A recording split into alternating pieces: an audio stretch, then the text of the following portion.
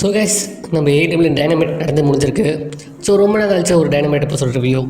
So guys என்னன்னா dynamite வந்து பார்த்திங்கன்னா எனக்கு வந்து முன்ன மாதிரி வந்து ஒரு இன்ட்ரெஸ்டிங்காகவே போகல. இன்றைக்கும் அப்படி தான் கைஸ். ஸோ ஒரு மோக்கையான எபிசோடு தான். சரி ஆக்சுவலாக வந்து கோவம் எபிசோடு, அதாவது ஃபுல் கியருக்கு முன்னாடி கிடைக்கிற கடைசி எபிசோடு. ஸோ ஃபுல் கியருக்கான மொத்தம் அந்த பில்டு வந்து இங்கே கொடுத்துருக்கணும் அவங்க. ஸோ பார்த்திங்கன்னா அது அவங்க டெலிவரி பண்ணாங்களான்னா இல்லை. ஒரு முக்கியமான டிசிஷன் சொல்கிறேன் பாருங்கள். பாபி லாஸ்லி மேட்ச்சை யாராச்சும் அனௌன்ஸ் பண்ணாமல் இருப்பாங்களா? ஒரு டெபியூ மேட்ச் பாபி லாஸ்லி மேட்ச்சை அனௌன்ஸே பண்ணலை இன்றைக்கி அவங்க.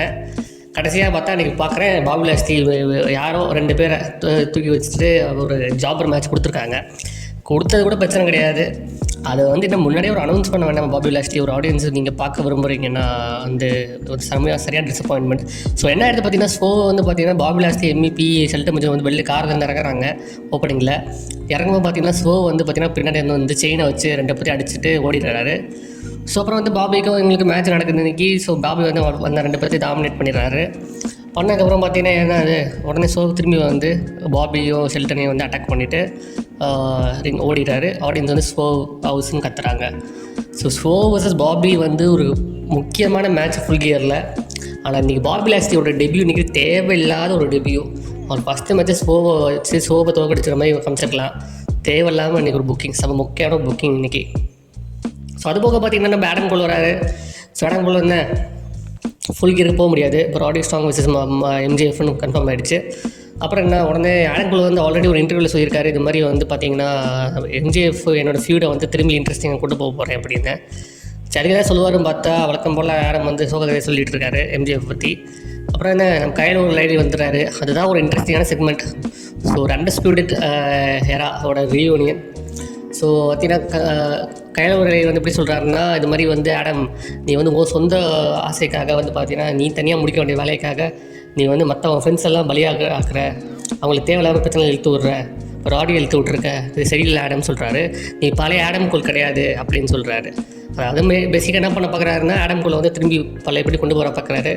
ஸோ அப்புறம் இந்த ஆடம் கோலும் இது வந்து எப்படி போக போகுதுன்னு நினைக்கிறேன் கைஸ். ஃபுல் கியரில் ஒரு வேளை எம்ஜிஎஃப் ஜெயிக்கிற மாதிரியும் மைக் அண்ட் மேட் டேவிட்ஸ்லாம் இருக்காங்களா, அவங்க 2 பேரும் அந்த கிங்டம் வந்து பார்த்திங்கன்னா பிட்ரே பண்ணுற மாதிரி வரலாமோ. So Kingdom MJF versus the undisputed era or undisputed elite அப்படின்னா கூப்பிடலாம். Roddy Strong, Kyle O'Reilly, Adam Cole. ஏன்னா அவங்க 3 பேர் தான் NXT-யை வந்து தூக்கி நிறுத்துகிறவங்களே அவங்க 3 பேர் தான். ஸோ அது பார்க்க கொஞ்சம் இன்ட்ரெஸ்டிங்காக இருக்கும்.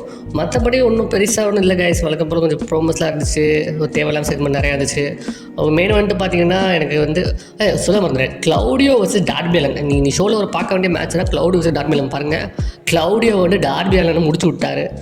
சரியான ஒரு டாமினன்ஸு, தூக்கி டேபிள்லேருந்து எல்லாத்தையும் பறக்க விட்டு ஒரு டாமினேட்டிங்கான வின்னு கிளவுடியோ.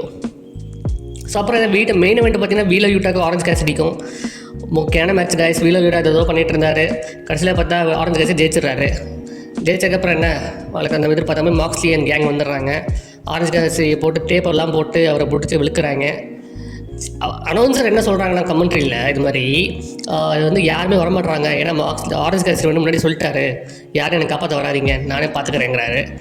சரின்னு பார்த்தா ஒரு 5-6-10 நிமிஷம் அடி வாங்கினாங்க. அப்புறம் பார்த்தீங்கன்னா திரும்பி அவங்க காங்க்ளமரேஷன் கையில் ஒரு ஐடி டாம் ரிஷி பிஸ்ட்ரோலாம் வந்துடுறாங்க.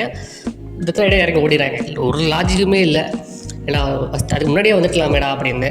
எதுக்கு கமெண்டேட்டர்ஸ் வந்து அப்படி சொன்னாங்கன்னு தெரில. ஓவரால் சொதப்பலான ஷோ கைஸ். நீங்கள் பார்க்க வேண்டிய மேட்ச் என்ன கேட்டிங்கன்னா கிளவுடியோ டார்பி பார்க்கலாம். அப்புறம் அந்த ஆல் ஸ்டார் 8 மேன் மேட்ச்சும் ஒரு டீசெண்டான மேட்ச், ஓப்பனிங் மேட்ச்சு. நம்ம ஆஸ்ப்ரே, ஆப்ஸு, Ricochet, Mark Davis versus Don Callis ஃபேமிலியும் அந்த மேட்ச் வேணால் நீங்கள் பார்க்கலாம். மற்றபடி கைஸ் ஃபுல் கியர் வந்து பார்த்தீங்கன்னா ஃபுல் கியர் நல்லா பார்க்க வேண்டிய நிறைய மேட்ச் இருந்துச்சு கைஸ். எனக்கு ஆஃபீஸாக வந்து பார்த்தீங்கன்னா ஷோ வர்சஸ் பாபி இருக்குது. மாக்ஸ்லி மெயின் இவெண்ட்னாலே மாக்ஸ்லி ஆரஞ்சு கேசரி மேட்ச் வந்து குவாலிட்டியாக இருக்கும், நம்ம எதிர்பார்க்கலாம். ஸோ அப்புறம் என்ன பார்த்தீங்கன்னா நம்ம ஜே ஒயிட் சுவிட்ச் பிளேட் அவரோட நம்ம ஆங்மன் பேஜுக்கும் மேட்சஸ் எல்லாம் இருக்குது. ஸோ இதெல்லாம் கொஞ்சம் மேட்சஸ் நம்ம எதிர்பார்க்கலாம். ஸோ பார்ப்போம் என்ன ஆகுது ஃபுல் கியரில். ஃபுல் கியர் எப்படி ஆகுது, நீங்கள் ரொம்ப எக்ஸைட்டிங்காக இருக்கீங்களா ஃபுல் கியருக்குங்கிறத கமெண்ட்ஸை சொல்லுங்கள்.